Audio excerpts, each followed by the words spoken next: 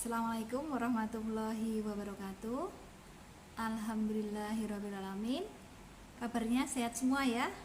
Oke, kelihatan ya, kelihatan dari wajah Anda yang berbinar-binar, kelihatan dari semangatnya untuk mendengarkan ya, memahami materi-materi dari video pembelajaran kali ini. Oke. Nah, sebelumnya kita mulai dengan bacaan basmalah dan diikuti dengan surat surat pendek ya. A'udzubillahi minasyaitonirrajim. Bismillahirrahmanirrahim. Inna a'tainakal kautsar fasholli lirabbika wanhar. Inna sani'aka huwal abtar. Shadaqallahul adzim. Ya. Materi hari ini ya, kalau yang materi sebelumnya kita sudah bahas tentang manajemen pemasaran dan perilaku konsumen. Untuk kali ini kita akan bahas lebih detail tentang marketing mix ya. Bagian inti dari manajemen pemasaran adalah marketing mix, sudah kita bahas di materi sebelumnya. Nah, untuk kali ini karena marketing mix itu materinya banyak, cukup banyak, maka yang akan kita bahas pertama adalah tentang produk ya. Sebenarnya produk itu apa toh? Kalau ditanya sebenarnya produk itu apa ya? Apa? Iya benar ya. Produk itu barang dan jasa. Tapi yang seperti apa coba?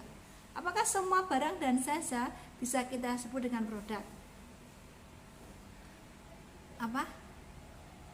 Oke ya. Produk sesuatu yang bermanfaat ya. Sesuatu yang bermanfaat. Manfaat itu apa coba? Manfaat itu, maksud manfaat adalah Nah, silakan dibuka di bukunya Griffin Ebert ya.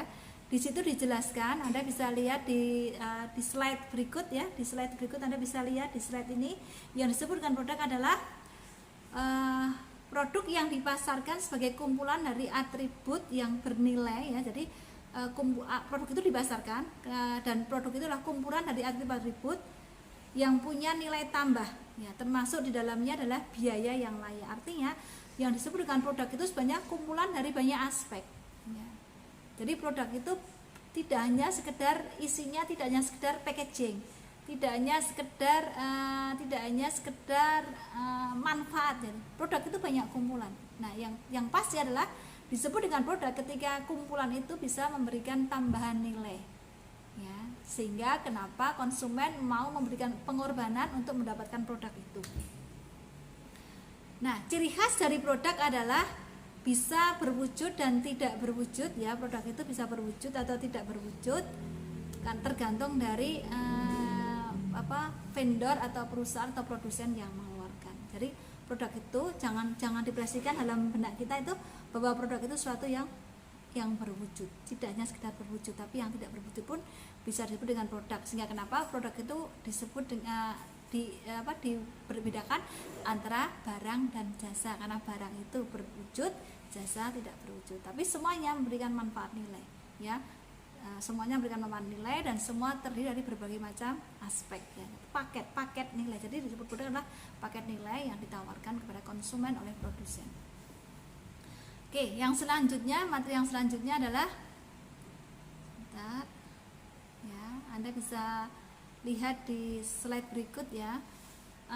Di slide berikut dijelaskan ya. Di slide berikut dijelaskan bahwa seperti yang tadi saya bilang bahwa produk itu terdiri dari barang dan jasa. Nah, barang itu ternyata barang dan jasa itu bisa diklasifikasikan dalam berbagai macam klasifikasi. Kalau di slide itu sudah dijelaskan, sudah dipaparkan bahwa produk itu ada produk konsumsi dan ada produk industri ya, produk konsumsi sama produk industri. Nah, produk yang konsumsi adalah produk yang dibutuhkan atau produk yang memang dikeluarkan oleh produsen untuk konsumen final. Konsumen final itu apa? Konsumen yang membeli produk untuk dipakai sendiri, untuk dikonsumsi sendiri. Kemudian kalau produk yang industri itu adalah barang yang diproduksi, yang ditawarkan kepada konsumen yang dia membeli produk itu tapi tidak dipakai sendiri ya. Bisa produk itu menjadi raw material dari produk dia itu, atau produk itu dijual kembali. Nah, kan bisa toh? Jadi ketika saya misalkan saya beli mouse ya, saya bisa beli mouse untuk saya pakai sendiri, tapi bisa juga saya beli mouse untuk saya jual kembali, atau saya beli mouse kemudian saya buat mouse yang lebih baik, mouse yang lebih menarik, dikasih apa itu, kasih fasilitas yang lebih memudahkan, kemudian saya jual kembali. Nah artinya sama-sama mouse-nya, tapi untuk konsumen final atau konsumen kalau dia akan menjadi produk konsumsi ketika langsung dipakai, dan dia akan menjadi produk industri ketika itu menjadi raw material atau dijual kembali. Nah begitu ya bedanya itu ya. Nah pertanyaannya adalah produk konsumsi apa saja? Nah, produk konsumsi itu bisa diklasifikasikan menjadi 3 ya. Yang pertama adalah convenience, Anda bisa lihat, kemudian produk shopping goods ya, shopping goods, dan terakhir adalah specialty goods ya. Produk harian atau convenience itu produk-produk yang memang sehari-hari Anda pakai, sehari-hari Anda butuhkan. Nanti meskipun tidak kemudian bu tiap hari dibeli, enggak mesti, tapi hampir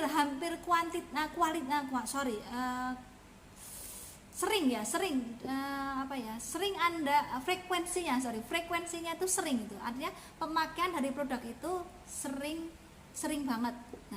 Nah biasanya ciri dari produk convenient itu relatif sering dipakai, kemudian harganya tidak terlalu mahal ya, dan pengorbanan yang dibutuhkan untuk mendapatkan produk itu tidak terlalu banyak ya.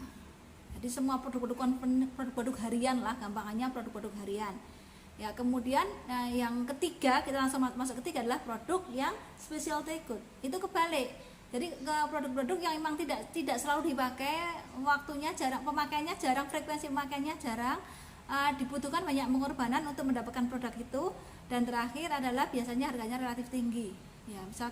Misalkan bagi semua orang laptop, HP itu mungkin produk yang mungkin dia tiap minggu bisa ganti untuk orang-orang tertentu, tapi bagi kebanyakan orang umum atau bagian orang-orang awam itu termasuk specialty goods ya. Kenapa? Karena untuk membeli produk itu dibutuhkan banyak pengorbanan. Anda butuh waktu khusus untuk membeli produk itu, karena Anda harus membandingkan antara produk satu dengan yang lain. Kemudian Anda juga mempertimbangkan anggaran yang Anda miliki itu kan ya. Nah, tapi kebalikannya untuk misalkan mie, Anda mau mie ayam ya. Untuk beli mie ayam itu tidak terlalu banyak yang Anda pertimbangkan, tinggal Anda cari, oh saya pengen mie ayam, tinggal cari aja vendor mie ayam atau produsen mie ayam yang seleranya, yang harganya sesuai dengan yang Anda inginkan atau yang biasa Anda beli. Cukup, nggak butuh banyak usaha. Beda kalau mau beli HP, beli laptop kan beda. Nah ini HP, laptop pada umumnya disebut dengan produk specialty atau produk khusus, dan mie ayam itu produk convenience. Nah begitu. Nah yang tengah-tengah adalah shopping goods. Nah ini untuk frekuensinya, kemudian pengorbanan yang dibutuhkan memang relatif sama ya, relatif di tengah-tengah, bukan sama tapi relatif di tengah-tengah. Nah artinya apa? Dari Anda jangan menyimpulkan bahwa itu produknya mesti tetap, enggak, karena itu kan sangat relatif tergantung dari konsumennya. Yang saya bilang tadi itu, ada konsumen yang karena pekerjaannya hampir tiap bulan dia ganti laptop, karena pekerjaannya laptop itu enggak 24 jam. Mungkin kalau kita sehari 38 jam dia akan pakai terus. Sehingga karena pemakaiannya cukup tinggi dan penggunaannya menggunakan banyak sekali fasilitas yang dalam laptop itu, lama-kelamaan laptopnya tidak sesuai dengan yang dia inginkan, sehingga setiap bulan sekali dia harus ganti laptop. Nah, artinya ya dia jadi shopping good mungkin, atau special, atau jadi convenient, produk yang begitu gampangnya dia beli itu. Ya, mungkin bagi Anda yang suka melihat pola tingkah para YouTuber itu ya, ada anaknya Uya itu kayaknya beli HP ya, beli HP yang gambarnya apel dimakan orang itu kan ya. Nah itu dengan enak banget itu kayaknya. Nah, seolah-olah hampir tiap jam dia beli pun nggak masalah. Nah itu mungkin bagi anaknya Uya seperti itu, tapi bagi saya, wah itu harus nabung berapa tahun dulu untuk bisa beli HP seperti itu. Nah, artinya mungkin bagi orang tertentu itu adalah produk yang specialty, tapi bagi orang tertentu itu produk convenience. Jadi artinya tidak mesti, tapi yang penting adalah ukuran orang normal atau ukuran orang awam ya. Nah kemudian kalau produk industri ya, untuk produk industri itu dibagi menjadi 2 saja. Produk yang biaya beban atau produk yang biaya beban itu maksudnya adalah dia dipakai kemudian habis ya, jadi dia dibeli kemudian dipakai, artinya sekali pakai ya. Kemudian ada juga yang modal. Artinya produk yang sekali beli tapi makainya lama, jangka panjang. Misalkan kalau saya sebagai produsen, ya saya akan beli mesin. Nah mesin kan saya beli nggak sekali pakai toh. Mesin saya beli, kemudian akan saya pakai dalam kurun waktu tertentu sampai usia ekonomisnya. Nah itu namanya barang modal. Tapi ketika saya misalkan untuk membuat kerupuk, saya butuh mesin. Mesin namanya barang modal karena sekali beli tapi pemakaiannya lama. Tapi ketika saya mau membuat kerupuk, saya butuh gandum. Gandum begitu saya pakai, saya masukkan ke mesin, habis. Nah itu namanya gandum, itu adalah barang biaya beban. Nah untuk yang produsen, untuk yang produk industri ada dua ya, yang dibeli sekali kemudian habis, yang satu dibeli waktu pemakaiannya atau durasinya relatif lama. Nah itu terkait dengan klasifikasi barang dan jasa ya. Nah dalam istilah konsep produk, selain ada klasifikasinya, juga ada yang nama istilahnya adalah bauran produk atau marketing, bukan marketing ya, bauran produk ya, bauran produk. Bauran produk itu istilahnya adalah semua produk yang dibuat oleh suatu perusahaan untuk dijual kepada konsumen. Artinya begini, banyak perusahaan yang dia punya produksi atau dia mengeluarkan produk yang banyak sekali ya. Seperti misalkan Unilever ya, Unilever itu kan produknya banyak, meskipun semua sifatnya adalah produk-produk untuk kesehatan, tapi kan sifat banyak ya dia jenisnya itu kan. Dia punya pasta gigi, dia punya pembersih wajah, dia punya sabun mandi, sabun cuci, sabun pel, itu kan ya banyak sekali itu. Nah semua produk yang dihasilkan oleh perusahaan namanya bauran produk ya, bauran produk. Nah bauran produk itu kan tadi ya, misalnya Unilever, bauran produknya adalah ada pasta gigi, ada sabun cuci, ada sabun mandi, ada sikat gigi, ada sabun pencuci baju. Nah misalkan itu, nah ini namanya bauran produk. Semua jenis-jenis itu namanya bauran produk. Kemudian per bagian pasta gigi, Unilever punya pasta gigi dengan banyak merek, ada Pepsodent, ada merek saya lupa yang lain ya, ada Pepsodent, ada apa lagi. Nah ini namanya lini produk, ini namanya lini produk. Dalam lini produk satu jenis produk tapi dia punya banyak merek. Nah seperti itu. Misalkan contoh lagi namanya apa ya, company-nya namanya ada di dalamnya, nanti dia di dalamnya dia punya Indofood, dia punya dia punya banyak perusahaan, itu juga sama itu ya. Contohnya Indofood itu, Indofood sendiri itu sebenarnya bagian dari satu perusahaan besar itu ya, konglomerasi itu. Di dalam Indofood dia punya banyak bauran produk. Indofood itu kan ada mie, kemudian dia ada saus, kemudian dia ada kecap ya. Di mie dia punya berapa? Mie itu kan termasuk bagian dari bauran produk. Dia punya lini mie.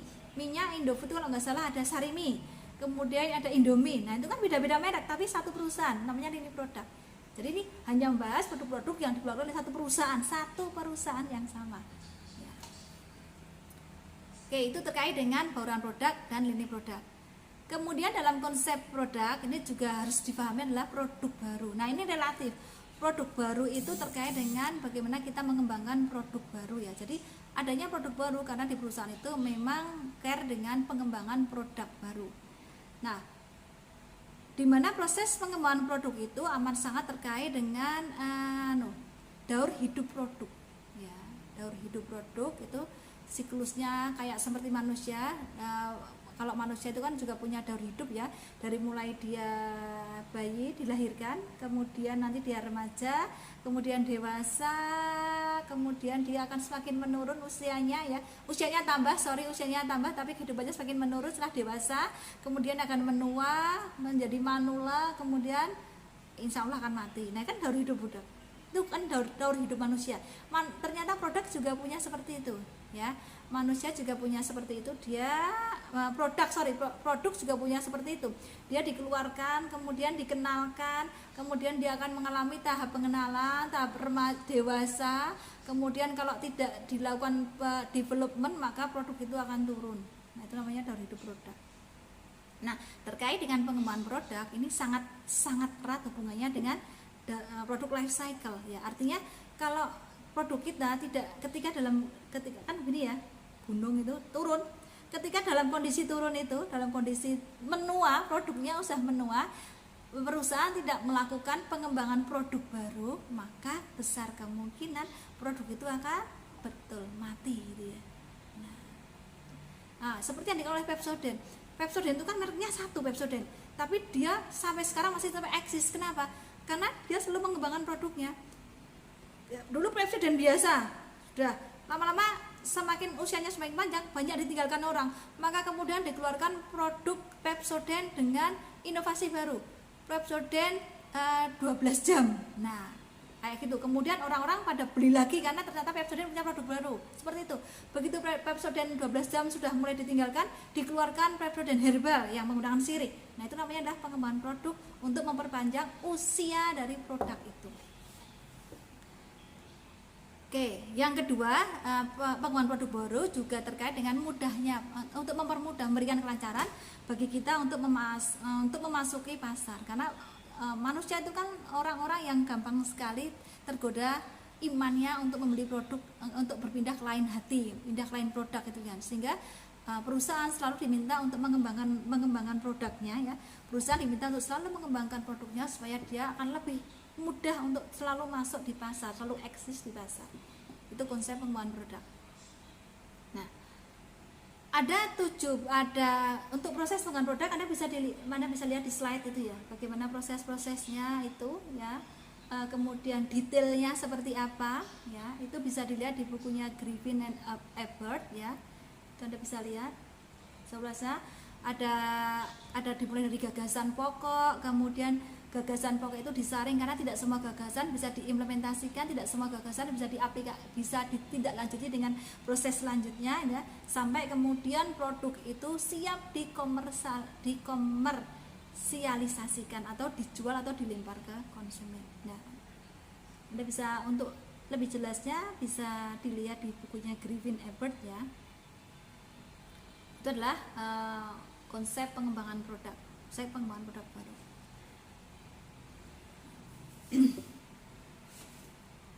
Nah, agak beda dengan ketika kita mengembangkan barang ya. Berbeda dengan barang, ketika kita mengembangkan jasa, gagasan jasa itu agak berbeda. Kadang-kadang jasa itu kan sifatnya kualitatif, tidak berwujud ya. Sehingga ada beberapa proses yang tadi sudah dijelaskan di slide itu mungkin agak berbeda ya, agak berbeda dalam prosesnya. Tapi di bukunya Griffin dan Ebert dijelaskan bahwa dalam menciptakan jasa, kita tidak akan pernah lepas dari yang namanya produk, karena jasa itu nggak mungkin berdiri sendiri. Misalkan Anda mengatakan jasa itu apa contohnya? Betul, pendidikan. Bisakah saya ngajar tanpa ada produk? Pakai apa ngajarnya?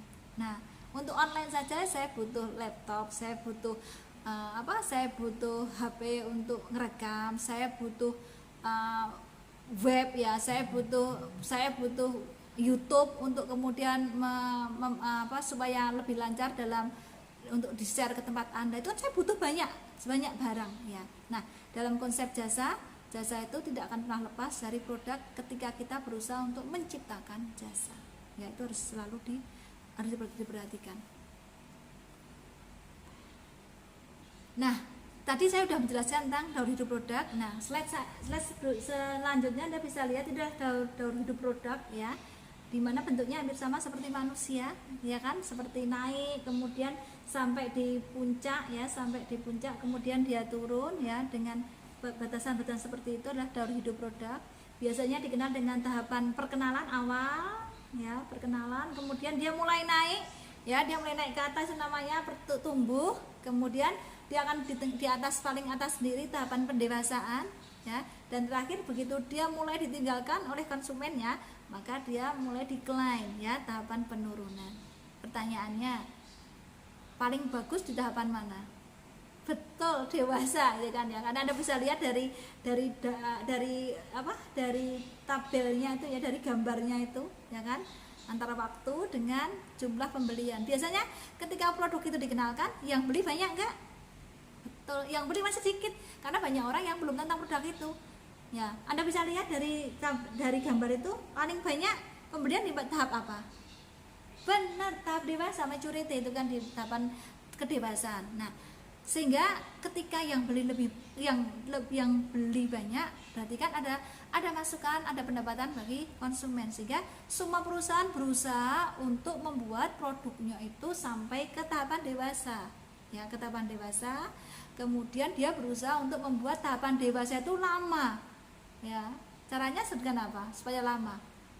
Ya, benar, dengan riset and development, ya, dengan pengembangan produk.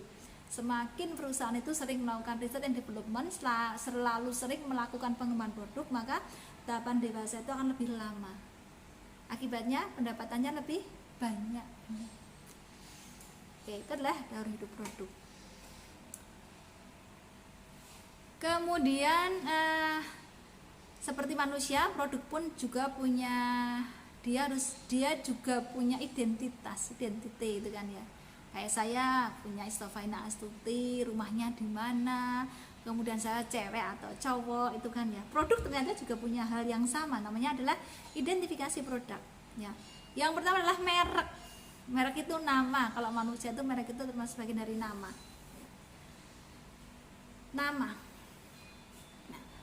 Nama merek itu ada yang namanya, istilahnya adalah menambah nilai melalui ekuitas merek, ya.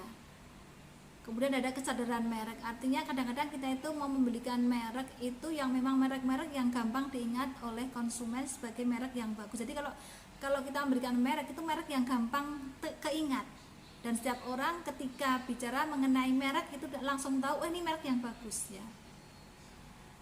Kemudian pemberian nama e-business, ya. Kemudian ada jenis nama. Jadi kalau di buku Griffin Ebert Anda bisa lihat itu banyak sekali hal-hal yang terkait dengan merek produk, itu banyak hal yang perlu diperhatikan. Kemudian ada mereknya mau nasional atau mereknya lisensi, berarti kan produk kita produk yang memang produk yang kita punya kerjasama dengan produk lain, atau merek pribadi. Ya, jenis merek itu seperti apa? Anda bisa konfirmasi ke bukunya Griffin, ya, karena memang materi marketing mix itu banyak sekali, ya, marketing mix itu banyak sekali. Kemudian selain merek, ya, merek dengan berbagai macam konsep di dalamnya, ada jenis merek, ada merek nasional, ada merek pribadi atau merek lisensi, itu kan, ya. Nah, yang kedua adalah packaging, ya, yang kedua adalah packaging, pengemasan. Kenapa? Ternyata profil produk itu istimewa atau tidak, dianggap menarik atau tidak, ternyata dari packagingnya. Ya, termasuk manusia lah, gampangnya kayak manusia itu ternyata juga performanya, meskipun namanya bagus, tapi ketika performanya, cara bicara dia, cara berjalan, cara berpakaian dia tidak bagus, maka orang juga akan, wih, namanya bagus sekali kok, ternyata orangnya seperti itu, gitu kan. Orang jadi nggak percaya bahwa dia punya nama yang bagus, dia punya nama yang dengan gelar yang panjang itu, tapi ketika performance dia atau performance dia itu tidak bagus, maka orang jadi juga percaya. Sama dengan produk, ya kan. Anda berikan produknya namanya excellent, ya. Excellent itu kan berarti kan ya luar biasa lah, excellent itu kan, ya, di atas rata-rata gitu, ya. Tapi ternyata packagingnya cuma plastik, ya. Ternyata tampilannya nggak keren, orang jadi nggak percaya. Wah, namanya excellent kok packagingnya plastik, pakai karet atau hanya di selotip, ya, orang nggak jadi percaya, gitu kan, ya. Profil produk, nama juga bagus, nama yang mudah diingat, ya, nama yang menggambarkan isi dari produk, kualitas dari produk itu. Yang kedua, packagingnya juga harus sesuai, gitu kan, ya, orang sehingga akan memperkuat profil dari produk itu. Kemudian label, ya, pelabelan juga. Label itu macam-macam label. Kalau Anda bisa lihat, Anda misalkan buka di packaging, ya, ternyata dalamnya kan nggak cuma merek toh, nggak cuma packagingnya, tapi di sana ada banyak label-label yang sesuai dengan yang diinginkan oleh produsen, pelabelan seperti itu. Oke, mungkin itu saja, ya, untuk secara singkat terkait dengan produk, ya. Untuk lebih memaknai, untuk lebih memahami beberapa hal yang terkait dengan produk, misalkan tadi yang saya cepat menjelaskan adalah pengembangan produk baru, ya, atau kemudian dengan penamaan, ya, terkait dengan tadi identifikasi produk, ada penamaan yang bermacam-macam, silahkan dibuka di bukunya Griffin Ebert, yaitu dijelaskan dengan detail seperti apa. Atau mungkin Anda bisa cara tanya ke Google atau lihat di pembelajaran dari YouTube ya. Jadi jangan hanya dari satu, jangan hanya dari satu sumber kalau kita pengen belajar yang lebih dan lebih. Oke, cukup sekian ya untuk materi produk yang merupakan materi pertama dari produk marketing, dari marketing mix ya. Dari saya cukup sekian, kalau ada salah mohon maaf. Assalamualaikum warahmatullahi wabarakatuh. Jaga kesehatan, jaga sholatnya.